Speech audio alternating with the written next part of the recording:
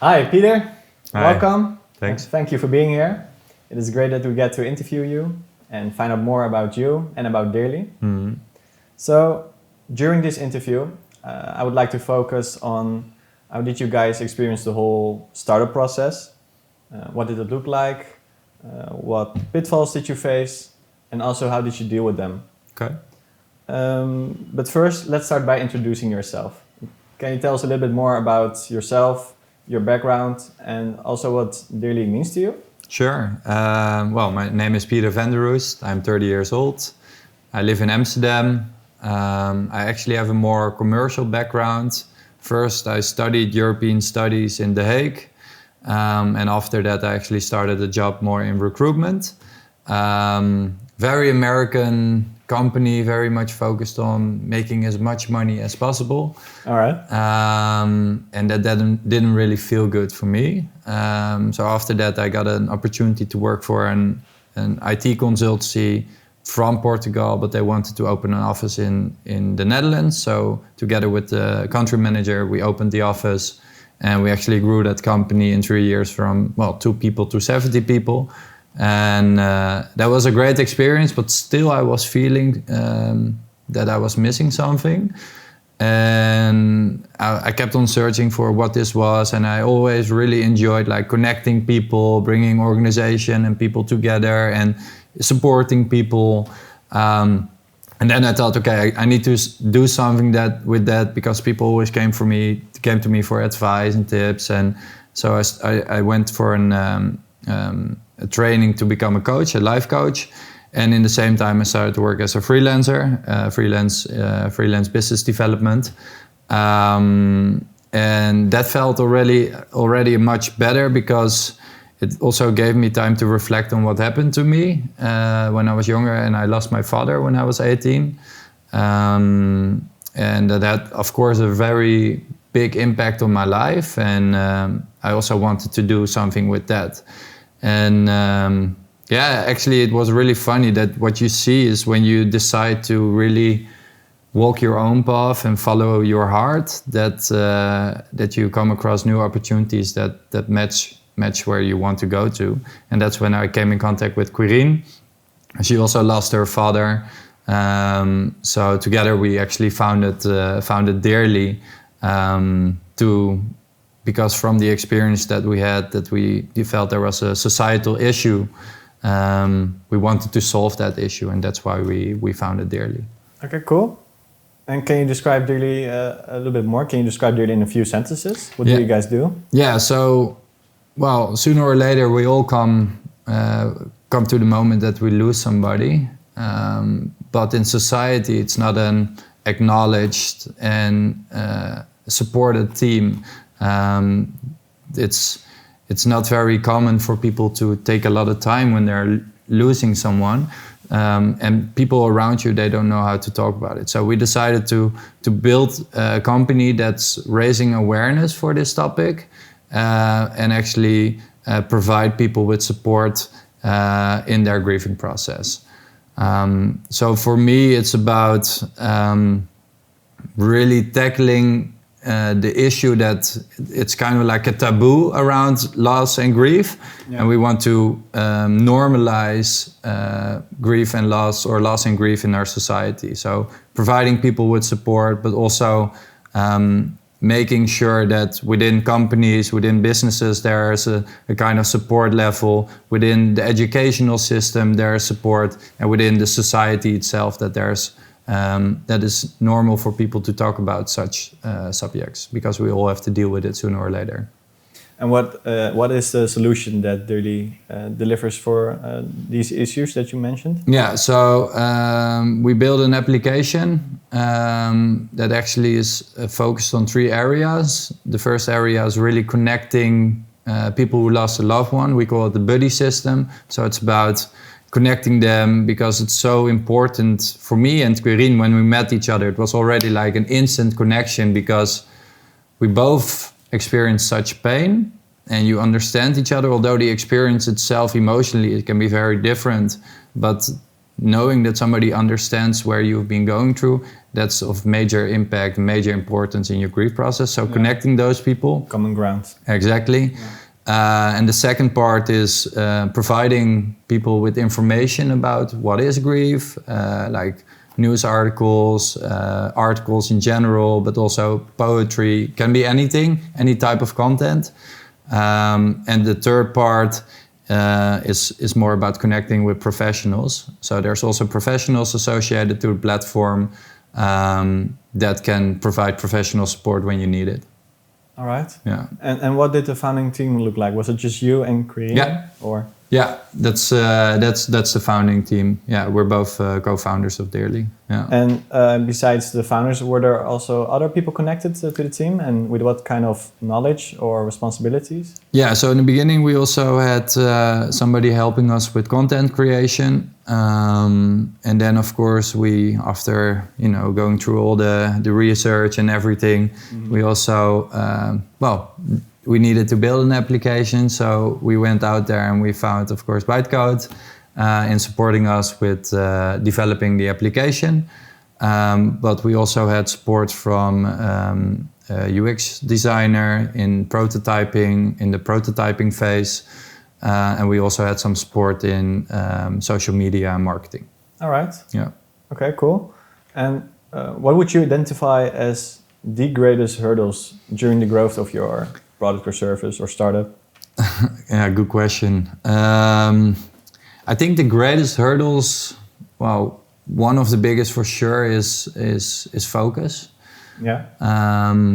Because there are so many things that you can do in the startup phase, that it's also easy to lose track of what is exactly the most important thing to focus on. The second one is more, I think it's more about finding really the product market fit. I think that was really like for us, of course we've done a lot of research, like ton of research, and we also had, especially also in the business case, we had clients saying, yeah, we want to pay for your solution, but actually ending up paying for the solution, that's a completely different world. So yeah. That's definitely one of the biggest hurdles as well, that really finding what the customer wants and making sure that your product is in line with those needs. Okay, and how did you cope with challenges during the development of your product service? How did you tackle them? I think we tackled them by having a lot of communication and also agility about it, because as a startup you are constantly, the market is changing, you are evolving as an entrepreneur yourself as well. I mean, it was our first startup that we launched, so there was a lot of room for growth and learning as well. So I think the flexibility, the agility was one of the key elements that we used for dealing with those challenges. But also really being, as an entrepreneur, you think it's your baby and you want to grow that baby yourself, but actually asking for help is something that is really important, because you don't have all the knowledge yourself. So being able to step over that feeling, okay, I have to protect my baby, but actually share it with the world, it makes it grow a lot better and more efficiently. And how did you receive that help? Did you talk to mentors? Or? Yeah, we talked to many people in our network. Of course, we talked to our development partner. We talked to people that we knew.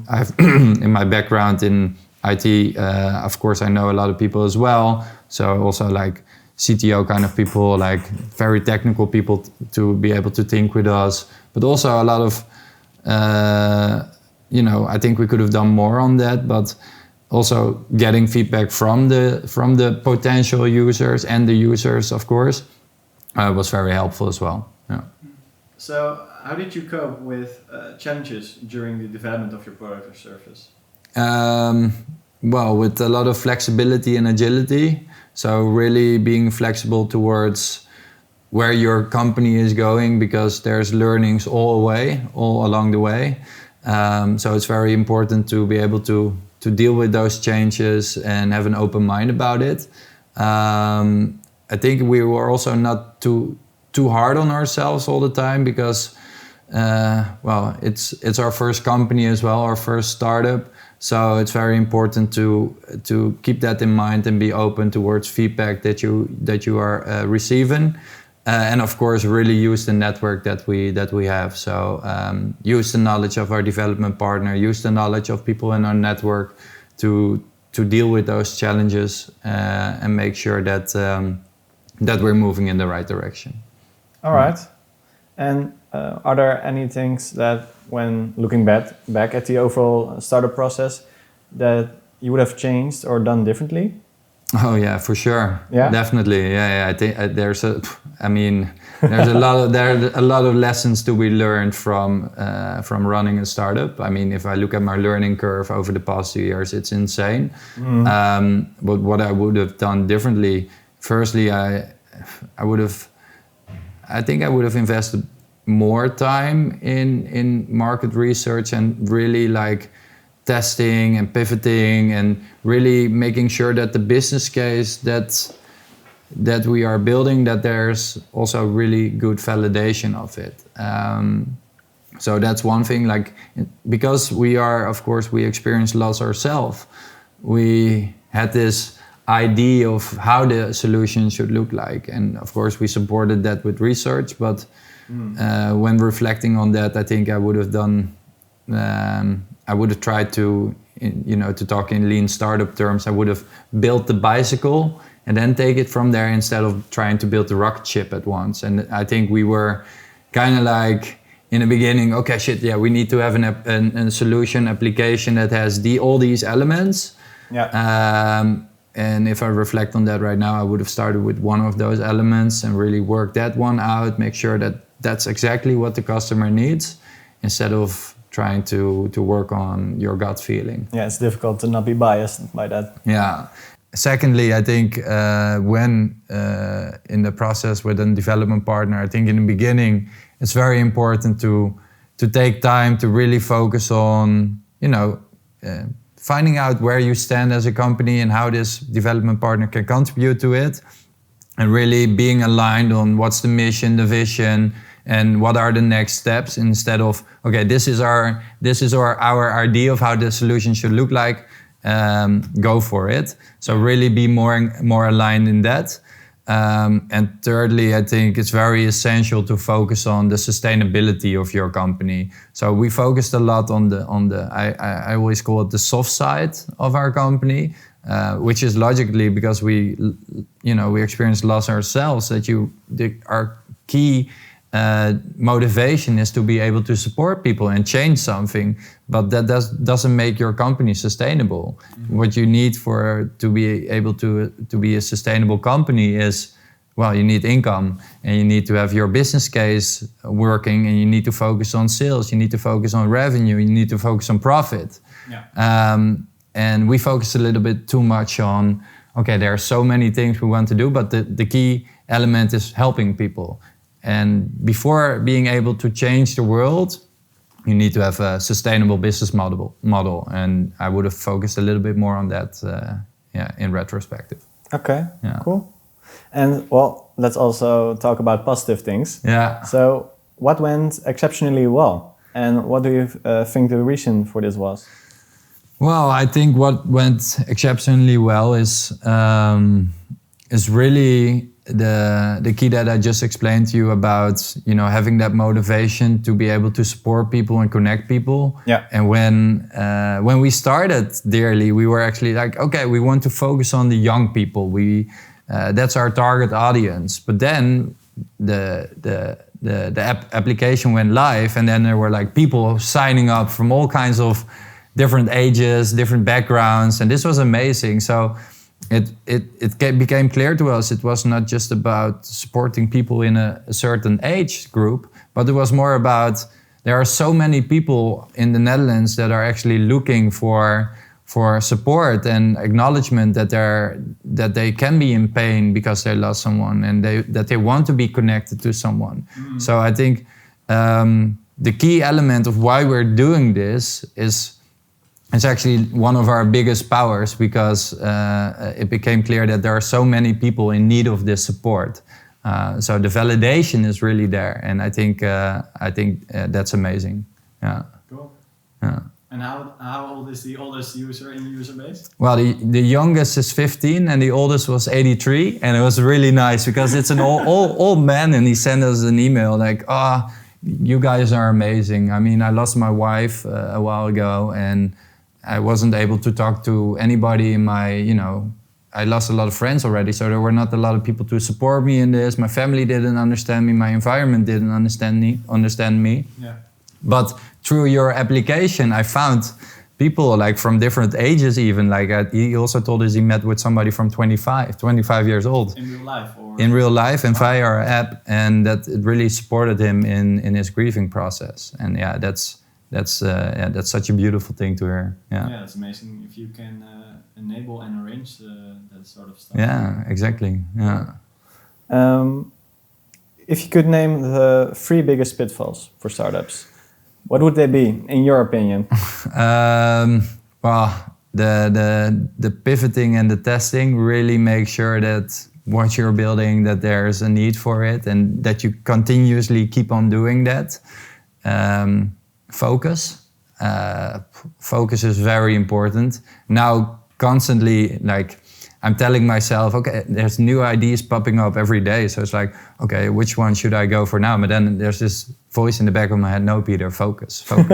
So it's really, for me, it's the biggest, danger is that there are so many things to do that your attention is floating on all directions. Well, the first thing you need to do is really focus on what will make your company sustainable. So your product or... Your product, your service, or your product. You need to make your business case very sustainable. And the third one is really, it's about focusing on your customers, your sales, and your revenue and your profits. So that will be my 3 answers. Yeah. All right, nice. Is there still some advice that you would like to give to new or aspiring startup founders that are watching this? Good question. You mentioned a lot earlier, but... Yeah, I think there's already so many answers to that questions in what I told before. But I think it's also being, running a startup, being an entrepreneur isn't always easy. And it's easy to give up. Yeah. But my biggest advice will be don't be too hard on yourself, and perseverance is key. So don't give up too soon, because if you see it through, it will work out. Yeah, if you have the right motivation for it. Yeah. Okay. And I also, to add to that, I think it's very essential that you do something that really, really makes you happy, and once you get out of bed every day. And yeah, for me, I told you I worked in sales a long time, and that I was feeling that there was something missing. Mm. But if you would ask me that question right now, no, it's so meaningful what I'm doing, and so happy. In terms of that, there's nothing missing in my life. Yeah. And that's awesome to hear, man. Yeah. Cool. Well, thank you very much for sharing all these valuable insights and also your experiences. You're welcome. And hopefully your experiences will help other new or aspiring startups to prevent or overcome these common pitfalls. I hope so. And otherwise they can always reach out for more questions. Well, then there's nothing left for me than to say thank you again, and I wish you good luck. Perfect. Thank you for the conversation. Nice.